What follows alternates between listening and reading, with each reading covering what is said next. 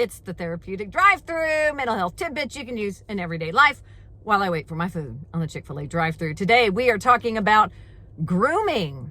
Oh, that's happy. I know, but I do think it's essential that we talk about it. I'm going to let you think about it for just a minute while I order my food.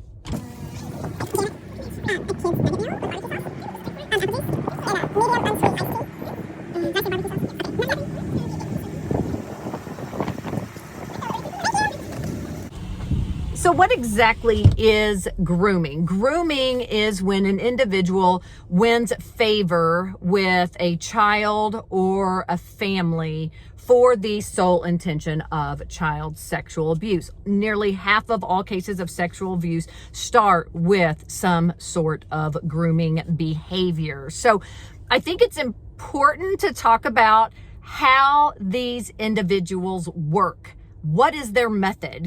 How do they win the favor of these children and how do they work that? So I'm going to run through that. Number one, the first thing that they do is they select a victim. This victim might be somebody with very low self-esteem. It might be somebody who's having a lot of family trouble. It could be maybe a single parent home where there's very little adult supervision at the house, right? Those are the type of scenarios that people look for when they are choosing a victim.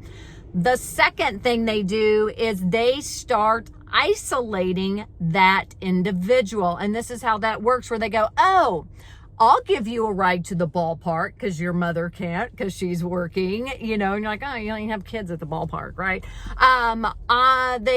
If you're online, they start by giving them compliments. What are they not receiving from their home? That's what they start giving. Oh, I think you're very pretty.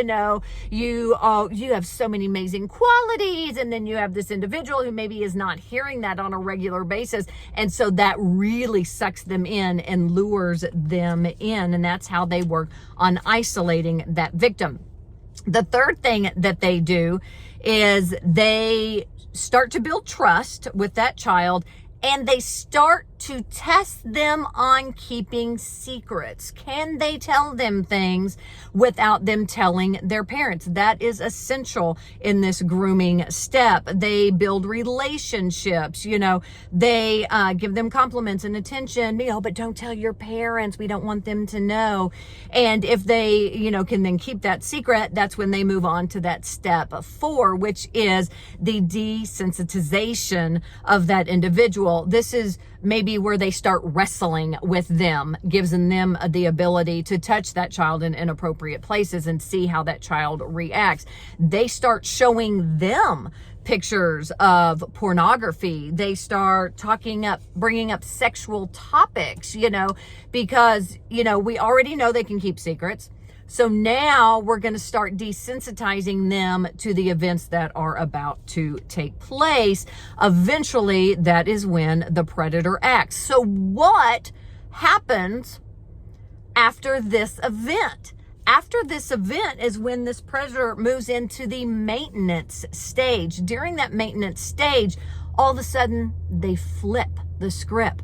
They start making that child, that individual, feel very guilty about their behavior. Oh, your parents are going to think you're really bad. You shouldn't tell anybody, right?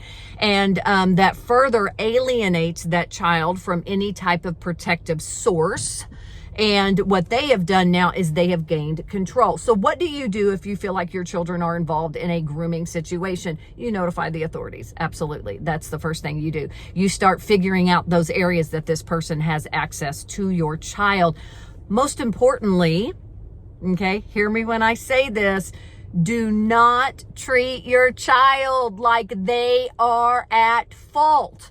That is like blaming the field mouse for being caught by the hawk. Okay, this hawk has sat on top of this power line, right, waiting for the precise moment to attack that little innocent field mouse when he was away from his support systems. You cannot blame that little field mouse. You have to blame the predator, because when you start pointing fingers at that child, that teenager who's been lured into, like pornographic chat rooms and stuff like that. When you start blaming them, what does that do? It further alienates them from you, and that's not what we want. We have to decide, what was it that predator was able to put in that thought process, in that mind of that victim. What was able to be, kind of infiltrated in there that allowed them to go off with that, that predator? Was it compliments?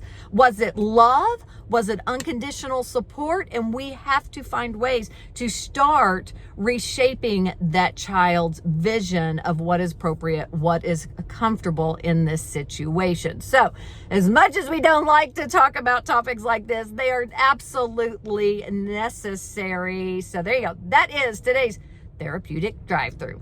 Subscribe, like, sharing is caring.